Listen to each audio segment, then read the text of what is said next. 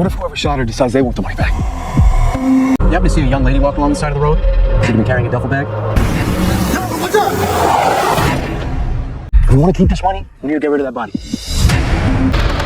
In my experience, those lines are imaginary. Imagine discovering a plot hole so massive, it collapses the Bad Shepherd's entire universe. Let's dissect the scene that broke the internet. The film begins with a girl walking in an injured state. She looks frightened, carrying a gun in one hand and a bag full of money in the other, glancing at it again and again. After some distance, her car's tire bursts, forcing her to continue on foot with the bag and weapon. Suddenly, a car comes from behind and hits her, killing her instantly. Inside the car are 4 friends on their way to a cabin for hunting. Panicked, they step out, unsure of what to do. Paul, the most greedy among them, notices the bag full of money and tells his friends that their lives are about to change. The others, however, are terrified because a girl's dead body lies in front of them. John insists they should take the money to the police, but Paul warns them that the police will confiscate the cash and frame them for murder. The group hesitates, but eventually the other 2 support Paul. They don't want to risk jail and are tempted by the chance to change their lives. When asked what to do with the body, Paul suggests they bury it once they reach the cabin, then divide the money and forget the whole matter. They load the body and the bag into their car, but just as they are about to leave, a police car arrives. The officer is searching for the same girl. Paul quickly tells his friends to stay calm, so as not to raise suspicion.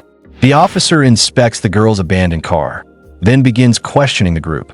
Paul lies, saying their car broke down. The officer, noticing their brand new vehicle, questions the excuse. He offers to inspect the car, making Paul nervous because the girl's body is hidden inside. Panicking, Paul takes the girl's gun and points it at the officer. Despite his friend's pleas, he shoots and kills the policeman. The others are horrified, unable to believe Paul just murdered a cop. Paul decides to leave the officer's body behind, making it look like the girl killed him before running away. The group then drives to the cabin, a secluded place surrounded by dense forest. John grows distant, disturbed by everything that happened. Meanwhile, the others begin digging a pit to bury the body while Paul counts the money, planning to split it equally. When John calls his wife, she scolds him for ignoring her calls all day. John reassures her that he's fine and will return soon after the hunting trip. At the same time, a man named Sidney arrives at the location where the girl's car was left. Finding blood on the ground, he follows the trail straight to the cabin. The friends are shocked when he appears, calmly claiming the bag belongs to him. He tells them to hand it over, and he'll let them live. Paul points a gun at Sidney, has him searched, but finds no weapon. Sidney repeats his request, saying he only wants his bag. Paul, suspicious of how Sidney found them, ties him up in the basement.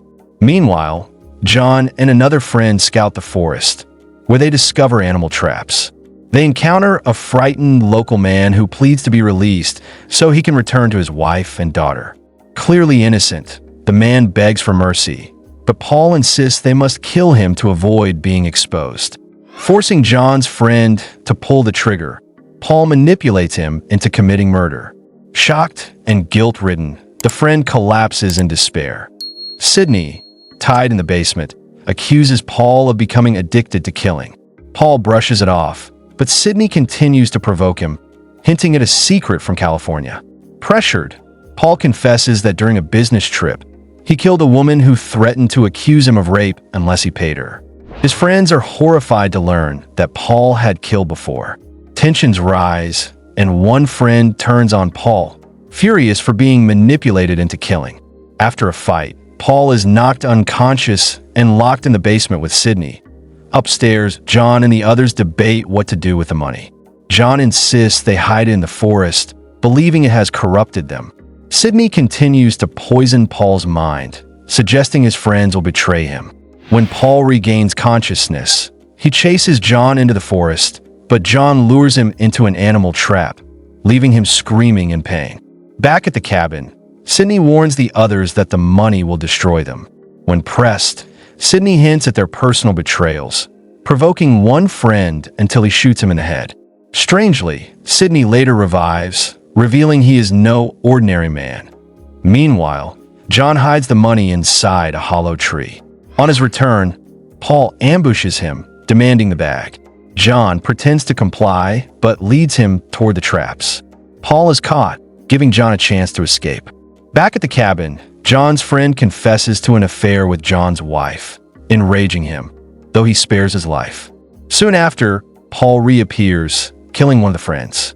Sidney, still alive, finally reveals his true nature. He is a vampire. He has orchestrated the entire situation, using the bag of money to test human greed. He mocks them, saying humans are like dogs fighting over scraps. Paul and John face off, with John ultimately shooting Paul. But John is badly wounded and on the brink of death. Sidney approaches, offering his blood to John, giving him immortality as a vampire. He explains that greed makes humans easy prey and welcomes John into his twisted mission. Sidney then returns the bag of money to the girl's car, where she reappears, alive and immortal like him. Together, they continue their cycle of testing and hunting greedy humans. The story ends with another group of people discovering the bag of money, their eyes filled with greed. John, now a vampire, has joined Sidney and the girl in their endless hunt, ensuring the cycle of blood and betrayal continues. The plot hole in the bad shepherd lies in Sidney's plan. If he and the girl are immortal vampires who have been trapping humans for years, then why risk everything by leaving so many witnesses, bodies, and blood trails behind?